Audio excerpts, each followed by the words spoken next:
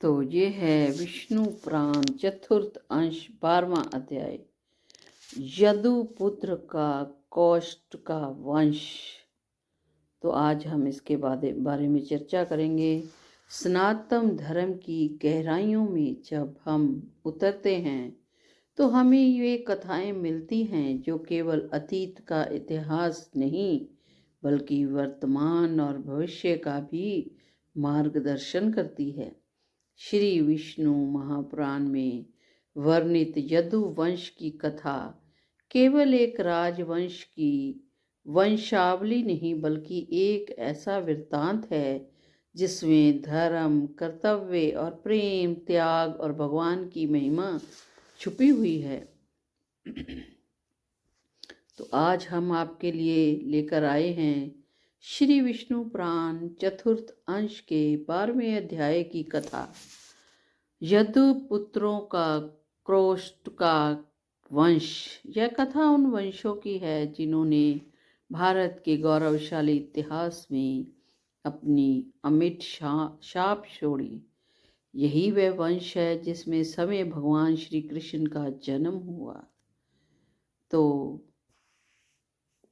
अगर आपको हमारी यह प्रस्तुति पसंद आए तो कृपया लाइक करें, शेयर करें और हमारे चैनल को सब्सक्राइब करें ताकि हम इसी तरह धर्म और इतिहास की ज्ञानवर्धक कथाएं आपके लिए लाते रहें।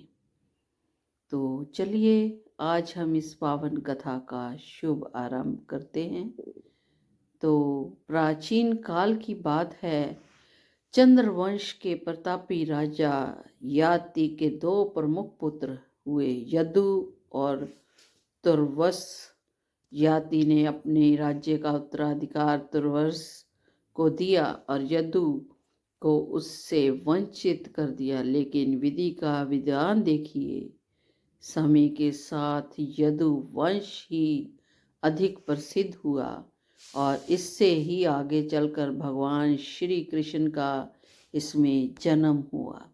यदु के पुत्रों से यदु वंश का विस्तार हुआ और उसी में से एक शाखा कौष्ट का वंश कहलाई। यह वंश आगे चलकर अनेक महान वीरों और प्रतापी राजाओं का जनक बना। तो अब कथा को विस्तार से बताते हैं। कौष्टु का जन्म और वंश वृद्धि। यदु के पुत्रों में से एक प्रमुख पुत्र कौष्टु थे। वे तेजस्वी, पराक्रमी और धर्मपरायण थे।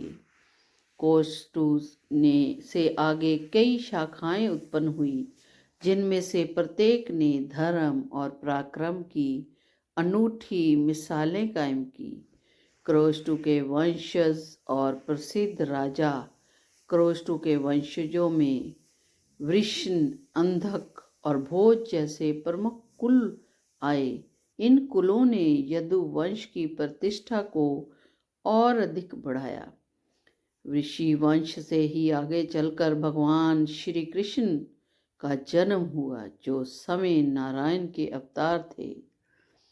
तो कथा को आगे बढ़ाते हुए एक समय की बात है जब कौष्टु के वंश में एक प्रतापी राजा हुए जिन्होंने अपनी वीरता से चारों दिशाओं में ख्याति प्राप्त की। तो इनमें से प्रमुख राजाओं के पराक्रम, उनकी धर्मपरायणता, उनके द्वारा किए गए युद्धों और योगदान का वर्णन करना बहुत जरूरी है। तो यदुवंश और श्री कृष्ण का आगमन कैसे हुआ? समय बीतता गया और यदुवंश में अनेक प्रतापी राजा हुए, लेकिन इस वंश का सबसे महान व्यक्तित्व वह था जिसने धर्म की पुनर्स्थापना की, जिसने अधर्म के विरुद्ध लड़ाई लड़ी और जिन्होंने पूरी दुनिया को भक्ति और प्रेम का संदेश दिया। वे थे भगवान श्री कृष्ण। श्री कृष्ण केवल एक राजा नहीं थे, वे जगत के नाथ, सखा, गुरु और मार्गदर्शक थे। वे इस यदु वंश का गौरव थे। जिन्होंने अपने चमत्कारों से न केवल पृथ्वी को अधर्म से मुक्त किया बल्कि यह भी दिखाया कि सच्ची भक्ति पराक्रम में नहीं बल्कि प्रेम और भक्ति में होती है। तो मित्रों, यह थी यदुपुत्र कोष्ठ का वंश की कथा। यह केवल एक राजवंश की कहानी नहीं है, बल्कि यह एक ऐसी परंपरा का प्रतीक है जिसने भारत की संस्कृति और सभ्यता को हजारों वर्षों तक प्रभावित किया। इस वंश से ही वह राजा दिव्य पुरुष उत्पन्न हुए जिन्होंने धर्म, भक्ति और प्रेम का संदेश संपूर्ण मानवता को दिया।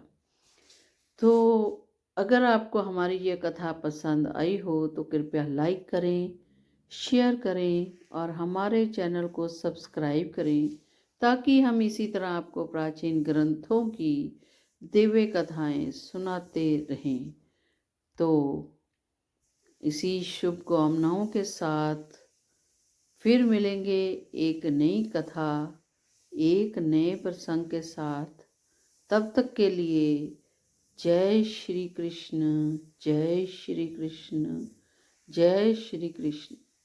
हरि ओम, हरि ओम, हरि ओम, हरि ओम, हरि ओम।